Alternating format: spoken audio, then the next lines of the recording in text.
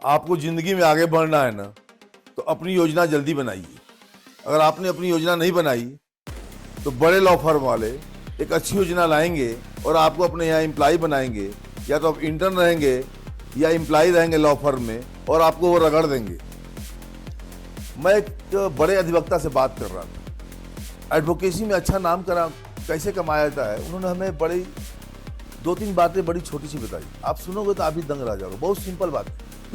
उन्होंने पहला कहा लिशन, मतलब सुनो, अपने क्लाइंट की सुनो, जज साहब की सुनो, अपोजिट पार्टी की बातें सुनो, उनका काउंटर सुनो, उनका काउंटर पढ़ो। कितनी सिंपल बात है, छोटी सी बात है, सुनो। दूसरा उन्होंने ये बताया कि आप अगर आप नए अधिवक्ता हैं तो आप 2-3 जजमेंट, कम से कम 2 जजमेंट रोज पढ़ें।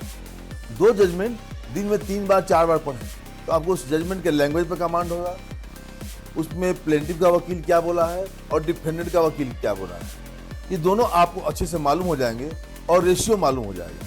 तो पहला सुनो, और दूसरा एक जजमेंट या 2 जजमेंट कम से कम 2 बार डेली पढ़ो, और ये टारगेट रखो कि महीने में कम से कम, ज़्यादा नहीं पढ़ पाओ तो 3 जजमेंट 5-6 बार पढ़ लो। 2 उपाय हो गए। तीसरा, वही बहुत सिंपल सी बात है, तीसरा उन्होंने ये बताई कि अपने आप को एक एड्रेस से दूर रखो। मैंने कहा कौन से एड्रेस से, तो उन्होंने बोला एड्रेस ऑफ बैड पीपल।